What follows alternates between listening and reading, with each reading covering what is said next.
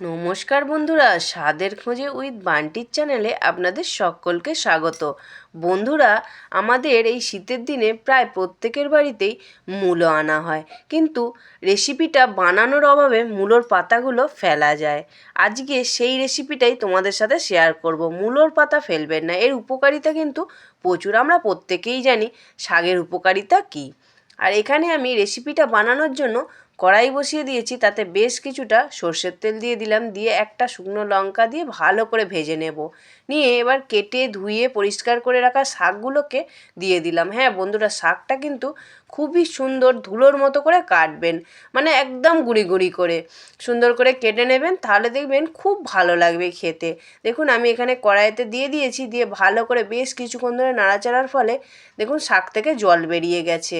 তারপর আমি এখানে কিছুক্ষণ নেড়ে নিলাম, নেড়ে নেওয়ার পর পরিমাণ মতো নুন দিয়ে দেবো। হ্যাঁ বন্ধুরা, এই শাকটা কিন্তু মানে মূলো শাকটা একটুখানি নোনতা নোনতা মতো থাকে, যার জন্য নুনটা একটু বুঝে শুনে দেবেন। আর অল্প করে হলুদ গুঁড়ো দিয়ে দিলাম, দিয়ে নুন থেকে একটা আবারও জল বেরোবে, এইভাবে সুন্দর করে ভাজবেন কিছুক্ষণ। তারপর দেখুন আমি এখানে কিছুটা জল দিয়ে দিলাম, দিয়ে সিদ্ধ করতে দেবো। অনেকে আছে কি করে, আগে জল দিয়ে ভাপিয়ে ফেলে দিয়ে তারপর আবার ভাজা করে, কিন্তু শাকের উপকারিতাটা চলে যায়। আমি এইভাবে বানাই, যাতে শাকের উপকারিতাটাও থাকে আর খেতেও খুব ভালো লাগে আর সুন্দরভাবে নরম হবে।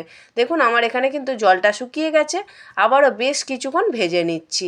যেসব নতুন বন্ধুরা স্বাদের খোঁজে উইথ বান্টির ইউটিউব চ্যানেল থেকে রেসিপিগুলো দেখছেন, বন্ধুরা চ্যানেলের রেসিপিগুলো যদি ভালো লেগে থাকে অবশ্যই একটা লাইক করে চ্যানেলটাকে সাবস্ক্রাইব করে দেবেন। আর দেখুন কথা বলতে বলতে আমার অনেকটা ভাজা হয়ে গিয়েছিল, এবার বেশ কিছুটা আমি চিনি দিয়ে দিলাম। হ্যাঁ, চিনিটা কিন্তু অবশ্যই দেবেন। দিয়ে এবার বেশ কিছুক্ষণ ভাজবো, কেননা চিনির যে রসটা বেরোবে সেইটাকে পুরোপুরি শুকনো করতে হবে, এইভাবে নেড়ে চেড়ে ভেজে ভেজে। দেখুন আমার এখানে কিন্তু অনেকটা চিনির রস শুকিয়ে গেছে, আরও কিন্তু বেশ কিছুক্ষণ ভাজা হবে, দেখবেন শাকের কালারই চেঞ্জ হয়ে যাবে। দেখুন এখানে আমার কিন্তু শাকের কালার কতটা সুন্দরভাবে চেঞ্জ হয়ে গেছে, তখন বুঝতে পারবেন ভাজাটা হয়ে গেছে। এবার নামানোর আগে আমি 1 চামচের মতো গোটা পোস্ত দিয়ে দিলাম, দিয়ে নিয়ে বেশ কিছুক্ষণ নেড়ে নেবো, নিয়ে গ্যাসটা অফ করে দেবো। ফেসবুক থেকে যেসব নতুন বন্ধুরা স্বাদের খোঁজে উইথ বান্টির চ্যানেলের রেসিপিগুলো দেখছেন, বন্ধুরা রেসিপিগুলো যদি ভালো লেগে থাকে অবশ্যই একটা লাইক করে চ্যানেলটাকে ফলো করে দেবেন।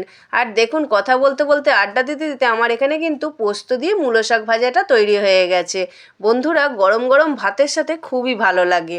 আজকের রেসিপিটা কেমন লাগলো অবশ্যই একটা কমেন্ট করে জানাবেন। আবারও দেখা হবে অন্য কোনো দিন অন্য স্বাদের রেসিপি নিয়ে।